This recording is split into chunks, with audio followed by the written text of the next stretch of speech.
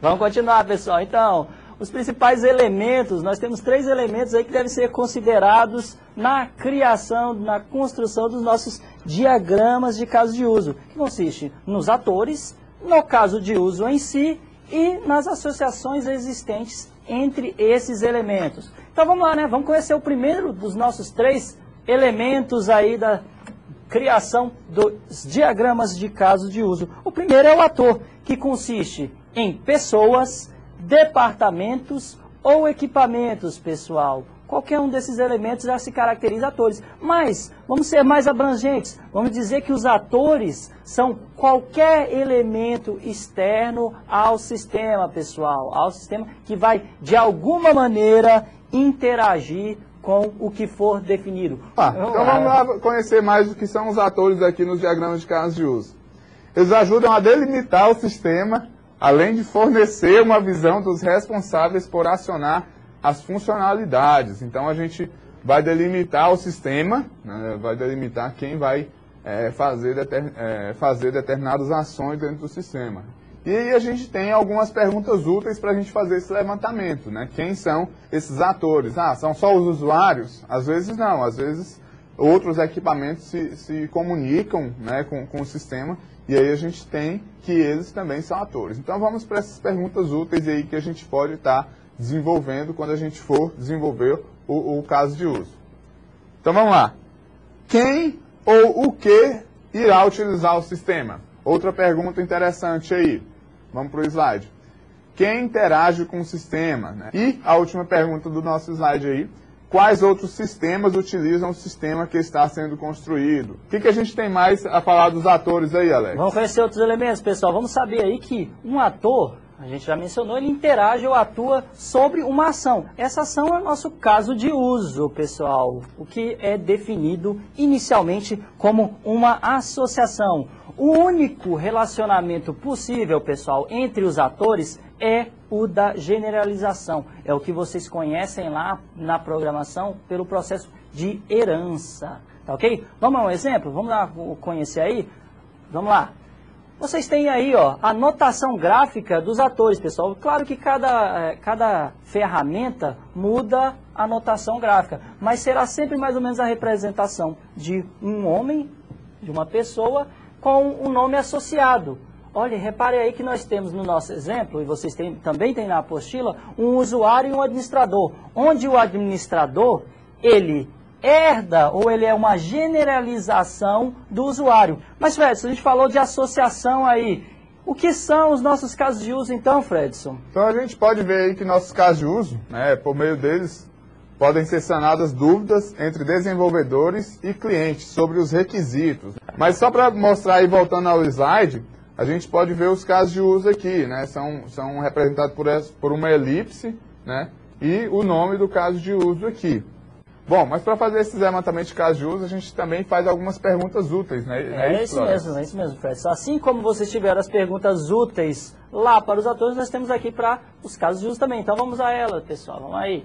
Então, a primeira pergunta que poderia ser utilizada é quais as funções do software que necessitam fornecer, ou no caso, atender aos atores. Quais as funções devem estar presentes para atender às necessidades dos autores? O que o ator precisa fazer, o que ele realiza aí no nosso software? Além disso, nós temos outras perguntas que são: quais as informações que o ator precisa ter acesso? Olha, pessoal, que importante essa pergunta para a definição de todo o projeto. E uma última pergunta aí, claro que isso tudo, pessoal, é uma sugestão, claro que pode surgir outras perguntas. A nossa última pergunta lá, que se vocês observarem no slide, é que o sistema deve notificar a algum autor, no caso, o sistema deve notificar a algum ator eventos que sejam realizados dentro do sistema? Agora, vamos conhecer como é que a gente realiza todo esse processo, né, Fred? Vamos começar a juntar as partes aí. Vamos juntar, fazer associações entre os atores e os casos de uso, né? Então, vamos ver no nosso slide como que seria essa anotação, né? Então, a gente tem os atores aqui, eles estão associados, né, a cada caso de uso. Então, cada caso de uso aqui está definido, né, como um verbo, lá, uma atividade, né, algo que vai ser acionado no sistema e está ligado a cada ator aqui, né? Então a identificação dos casos de uso pode ser útil para a definição de novos atores no processo. Outra definição aí que a gente vai ter, né, que a gente vai poder ver entre os diagramas, são os relacionamentos entre os casos de uso, né?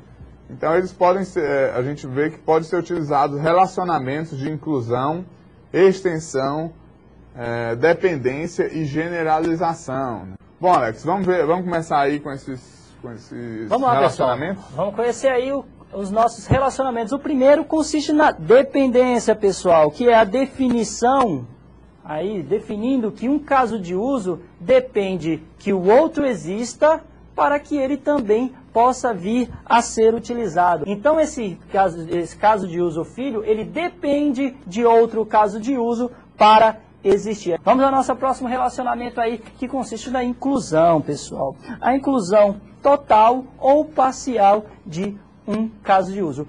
Nesse caso, o incluso sempre será executado. Sempre que for realizado ou a ação sacar for acionada, é necessário que o caso de uso consultar saldo seja incluído na operação.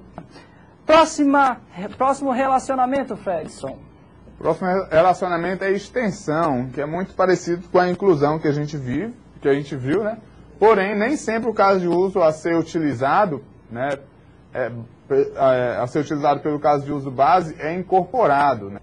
Então a gente tem um caso de uso chamado empréstimo, né, realizar empréstimo, né? Então a gente tem a linha tracejada que representa o relacionamento com a palavra reservada extend, né? E aí os dados do veículo, né? Qual que é o ponto de extensão para a gente observar aí? O ponto de extensão é que o empréstimo só vai utilizar o caso de uso obter dados de veículo se o empréstimo for para aquisição de veículo. Outro relacionamento que a gente pode ter é a generalização. Então, descreve o princípio de herança, né? Que vem lá da orientação a objetos. E o que a gente tem mais, Alex? Vamos conhecer outro elemento, né, Fred? Só haja elemento, pessoal. Vamos lá, o nosso próximo aí consiste no escopo do sistema. O escopo do sistema, pessoal, vamos lá, vamos identificar. É o elemento UML responsável por descrever a abrangência do sistema em um diagrama de casos de uso. Ou seja, é através dele, pessoal, que nós vamos identificar as fronteiras do nosso sistema. Nós poderíamos ter também aí os casos de uso de outros sistemas externos, né? Por exemplo, de um web service. Como identificar isso, pessoal? Se vocês observarem aí na apostila, a notação, o retângulo que associa todos esses elementos consiste no nosso escopo do sistema. Vamos aí a um elemento que é associado ao diagrama, aos nossos casos de uso, que consiste no detalhamento dos casos de uso. O detalhamento de casos de uso é uma descrição, pessoal, do que cada de uso vai realizar, do que cada caso de uso irá trabalhar, como ele vai lidar com as suas obrigações. A ideia é tornar mais nítido o que deve ser feito por cada um desses elementos, desses casos de uso.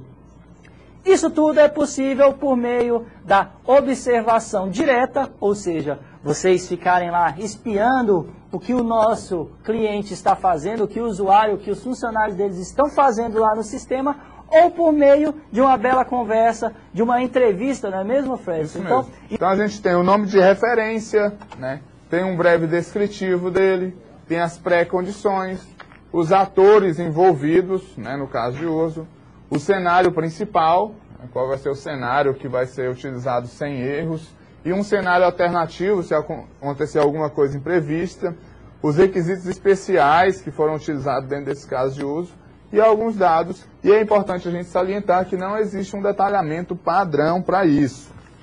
Ou seja, não existe uma receita de bolo, não é mesmo, Isso. pessoal, para vocês. Isso tudo vai ser conforme a necessidade de vocês.